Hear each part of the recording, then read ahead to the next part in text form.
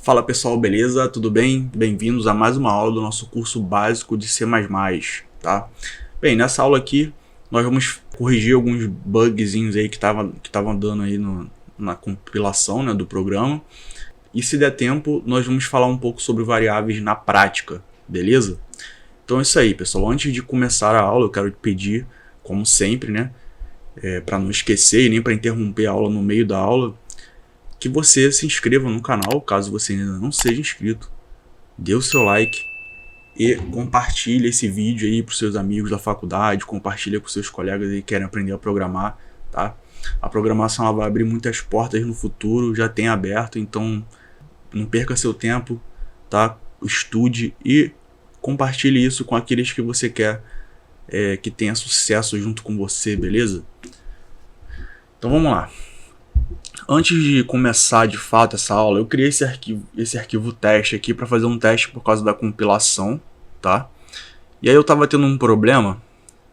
Deixa eu tentar abrir aqui para vocês. Sempre que eu compilava, aparecia isso aqui, ó. Esses arquivos aqui, eles estão dentro da pasta bin, que estão dentro da pasta min.gw, dentro da pasta codeblocks do nosso arquivo de programas, tá? Que provavelmente você já conhece. E o que acontece? Aqui nós temos duas bibliotecas, né? Dois arquivos DLL que eles estavam faltando, ou melhor, aparentemente, né, estavam faltando. Na verdade, eles estão aqui. Então tem aqui o libstdc++-c.dll, e aí eu compilava o programa que estava acontecendo. Não sei se está acontecendo com vocês, por isso que eu estou passando aqui. Eu compilava o programa, e aí o que acontecia? Aparecia uma mensagem de erro dizendo que faltava essa biblioteca, essa DLL aqui, beleza? E aí eu resolvi este problema, tá? E aí vamos lá no codeblocks. Para resolver esse problema, você vem aqui em settings, compiler. Aqui em compiler é o seguinte, né? Nós já tínhamos visto isso aqui, tá? Então GNU GCC compiler, deixa marcado aqui. Aqui em Touching Executables, eu lembro de ter falado para vocês botar aqui até a pasta bin, né? /bin. Não precisa, só coloca min.gw ou em autodetect aqui ele vai detectar, né, automaticamente. Deixa eu até tirar aqui para vocês verem, ó.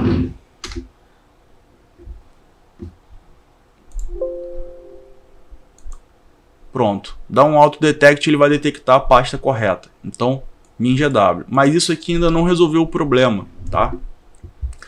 Para falar a verdade, acredito até que se eu tivesse deixado o /bin não ia fazer diferença. Mas é interessante que vocês coloquem do jeito que está aqui.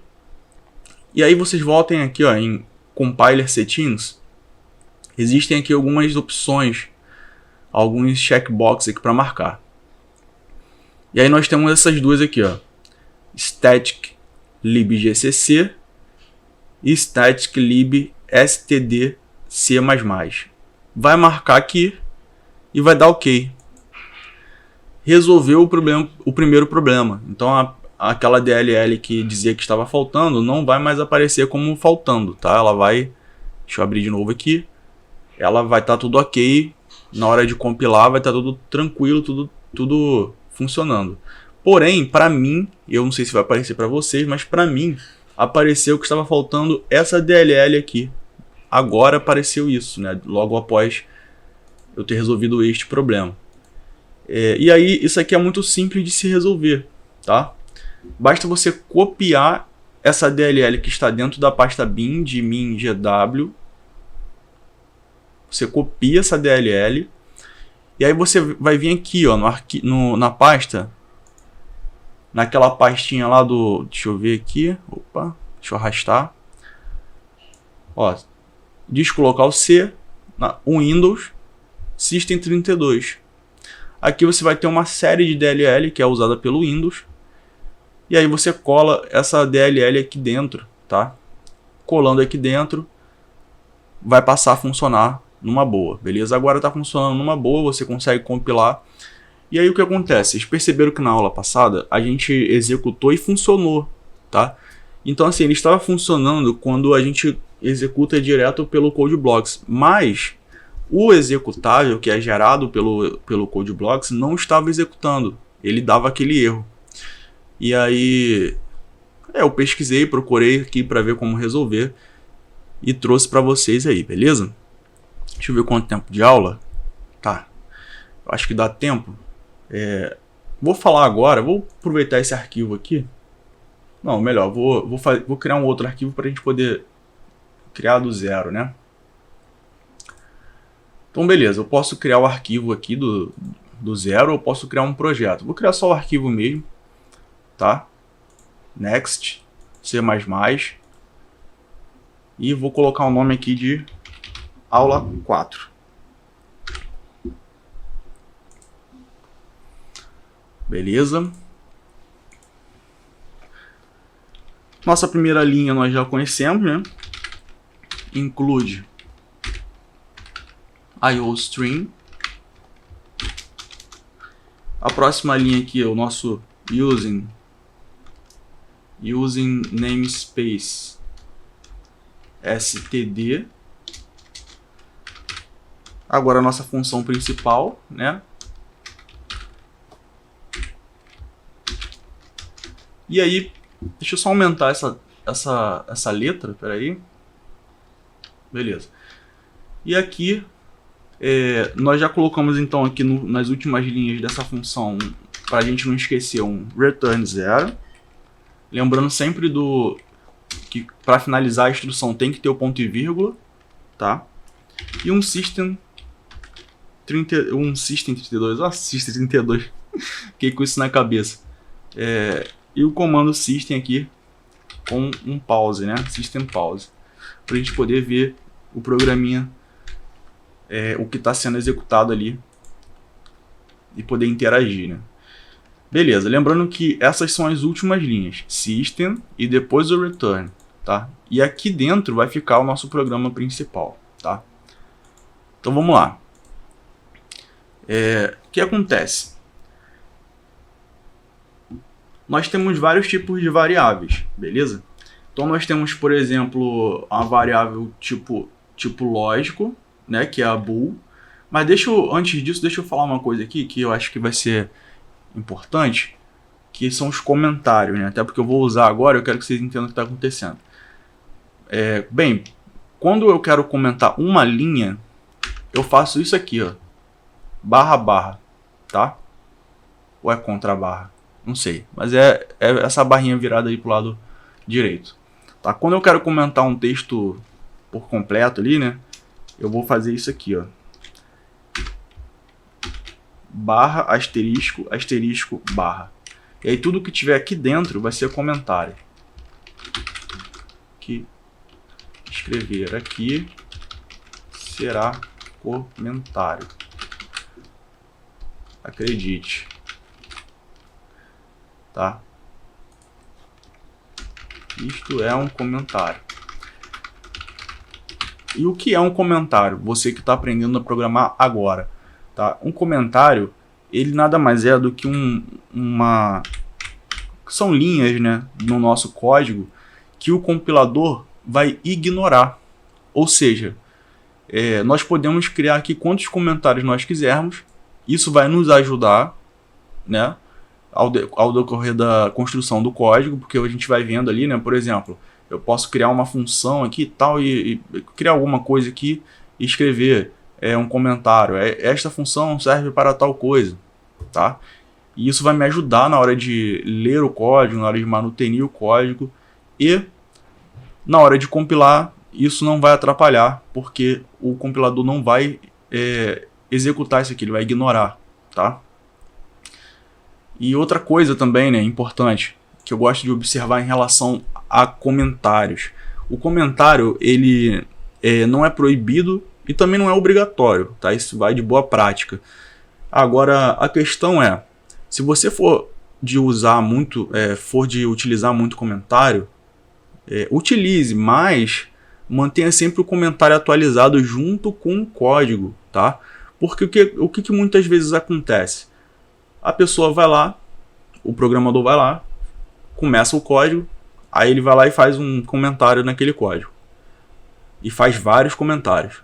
Só que o código vai sofrendo refatoração. O que é a refatoração? Melhorias, né? Ele vai melhorando o código, vai simplificando ou vai adicionando mais coisas, etc. Ele vai alterando o código. Muitas vezes o código nem muda as funcionalidades ali, ele só faz realmente uma refatoração, que é fazer uma melhoria ali deixando o código um pouco mais limpo, né? Mais clean. E aí muitas vezes aquele comentário que estava lá não é atualizado. E aí ele passa a ser um comentário mentiroso, porque ele está falando uma coisa e o código está fazendo outra, tá? Às vezes no caso da refatoração tudo bem, porque você não vai mudar a funcionalidade de nada ali, só vai deixar mais limpo. Mas quando você altera uma função, altera alguma coisa, é interessante que você altere também o comentário para manter ele sempre atualizado, e aí isso facilita depois na manutenção. Tá, dito isso, vou só comentar rapidamente aqui sobre as variáveis então na prática, né? Porque a gente viu isso em teoria, tá? Então vamos lá, nós temos aqui alguns tipos de variáveis, tá? Nós temos o tipo lógico, e eu vou deixar comentado aqui, e aí seria o bool. O bool ele sempre vai trazer verdadeiro ou falso, tá? Escrevi em inglês aqui porque é assim que as linguagens de programação tratam, tá? É true ou false. Beleza. A próxima variável que nós temos é tipo caractere, né? E ela é do tipo char. Apenas um caractere. A próxima variável vai ser um inteiro. Nós vimos isso lá na aula teórica, então qualquer dúvida em relação aos detalhes mais teóricos é só dar uma volta lá na aula lá que vocês vão entender um pouco melhor, tá? E nós temos variáveis de ponto flutuante, tá? Temos duas para falar a verdade.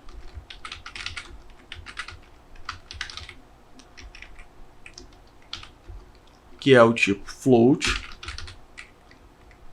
e o tipo double.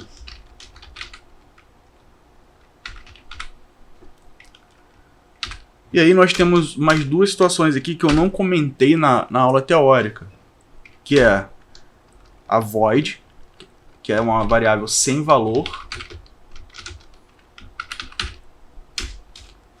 e os textos longos, que eu cheguei a comentar sobre a função string lá na aula teórica, mas existe uma variável para isso, tá?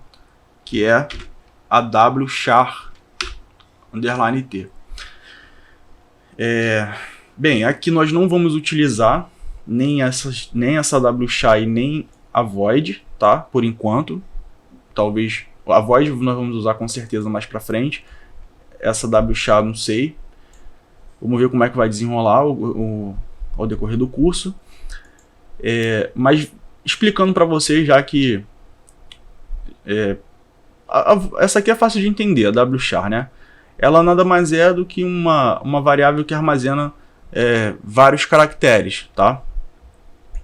Ela armazena vários caracteres ao invés de um só, beleza? E a void, ela é uma variável muito utilizada, por exemplo, eu vou criar, por exemplo, uma função em que eu não vou retornar nada, tá? Se eu não vou retornar valor nenhum, então, né, e toda função ela acaba retornando, entre aspas, alguma coisa, eu diria, então, que ela está retornando um tipo void, beleza? Então, aquilo ali que vai retornar vai ser void, vai ser vazio, vai ser nulo, sem nada, tá? Não é o caso da nossa função principal, que ela retorna aqui, por exemplo, um inteiro, certo? Então pode ser que você crie uma função que vai retornar uma variável de tipo void, tá? Beleza, dito isso, vamos tentar entender o seguinte aqui agora. As variáveis, elas possuem algumas regrinhas, tá? E aí eu vou colocar aqui num comentário um pouco maior, que eu não sei quantas linhas eu vou usar. Eu acho que eu vou usar pouco. Mas ela possui algumas regrinhas, tá? Uma primeira regra. Um nome. O que significa isso?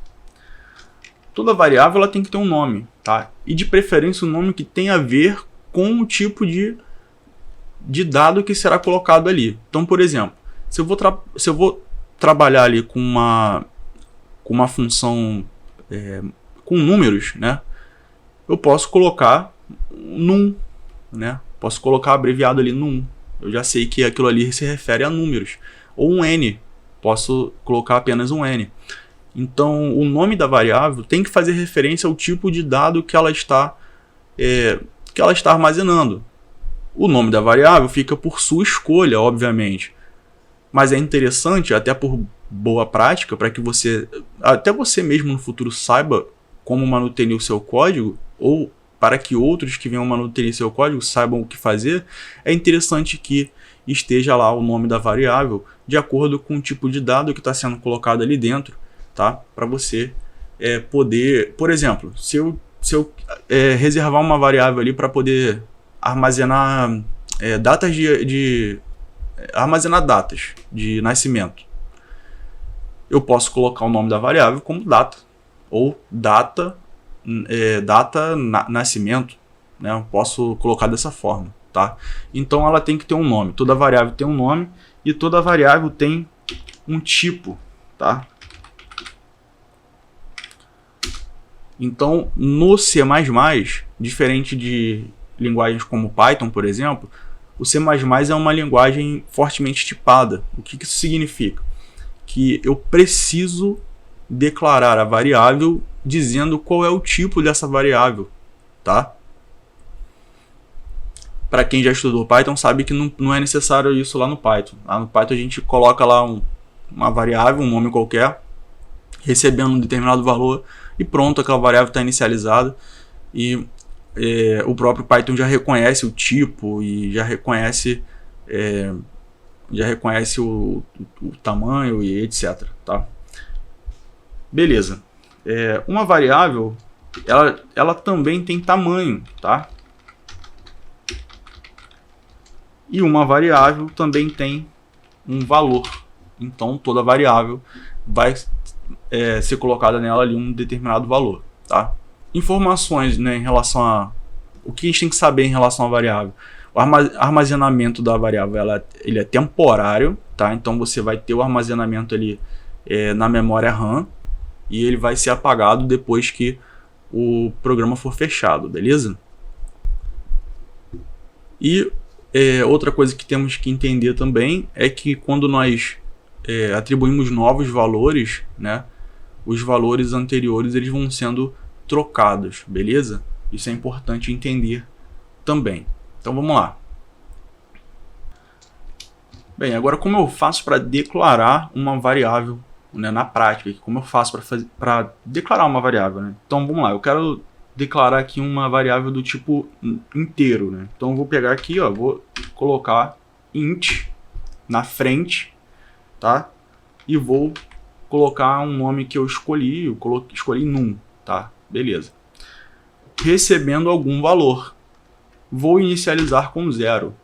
Ponto e vírgula porque acabou a instrução. Então aqui eu acabei de declarar uma variável do tipo inteiro de nome num e igual a 0. Tá? Então outra coisa também importante na variável é sempre tentar colocar o nome da variável apenas em letras minúsculas.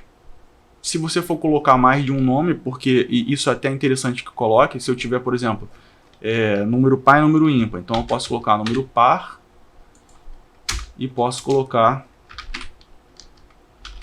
num ímpar, tá? Vou botar 2 aqui. Então aqui eu tenho dois números, um é o número par e o outro é o número ímpar. E os dois são inteiros, tá? O que eu fiz aqui? Ó? Tente sempre seguir essa estrutura para nomes de variáveis, tá? Até para não dar nenhum erro. Outra situação também, você não pode colocar nomes de variáveis que sejam palavras reservadas. Então existe uma lista de palavras reservadas na linguagem que elas são usadas, né, e conhecidas dentro da linguagem. O compilador vai entender aquela palavra ali como uma palavra já específica já da própria linguagem, e se você utilizar como nome de variável vai dar erro, mas não se preocupe que isso aí, caso venha acontecer, o próprio compilador vai te informar isso aí, você vai perceber que está dando erro por causa disso, aí você muda lá o nome da variável, tá? Então tente sempre começar com letra minúscula, coloque toda a variável com letra minúscula, sendo que quando você tiver mais de uma palavra, você sempre inicia a segunda, a terceira palavra com a letra maiúscula, tá? Aqui faltou um ponto e vírgula. Então, beleza, eu tenho duas variáveis ali, um num par e num ímpar. E agora, se eu quiser mostrar, por exemplo, o valor que está ali dentro, eu simplesmente posso fazer isso aqui, ó, num par. Beleza? Deixa eu dar um endl aqui, para não ficar colado lá, né? Beleza, agora se eu executar, ó, olha que interessante. Então aqui, ó, eu botei letra minúscula, o P é letra minúscula, tá? Então por causa de um maiúsculo ou minúsculo, o C++ reconhece que está diferente. Não só o C++, mas várias outras linguagens, tá? Então eu preciso colocar aqui, ó, né, ele deu um erro, ele acusou aqui que nessa linha teve um erro, ó, apareceu aqui um bloquinho vermelho. Então consertei aqui o nome da variável, vamos ver se vai executar agora. Beleza, funcionou aqui para mim, deixa eu só passar para o outro monitor. Tá lá. Beleza? Então ele executou aqui e mostrou o que estava dentro da variável num par. Mas, veja bem, e se eu quiser alterar o valor dessa variável? Aí eu posso chegar aqui, ó, num par, recebe, já não preciso mais declarar aqui o tipo, porque ela já foi inicializada aqui em cima, tá? E aqui eu posso simplesmente alterar o valor.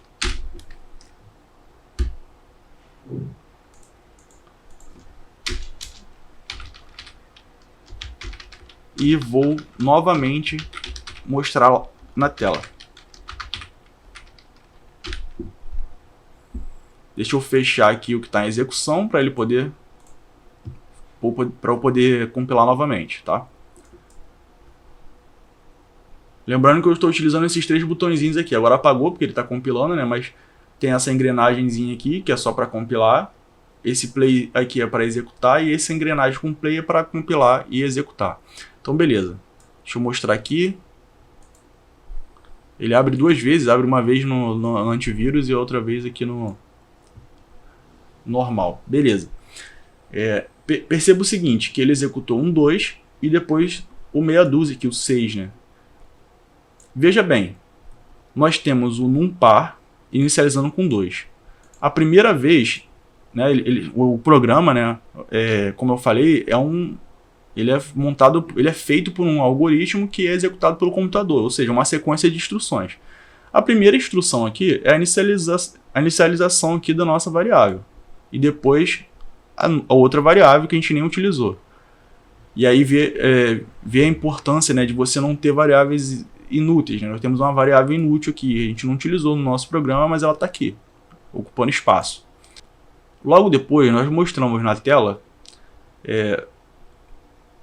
esse valor que está dentro de NumPar.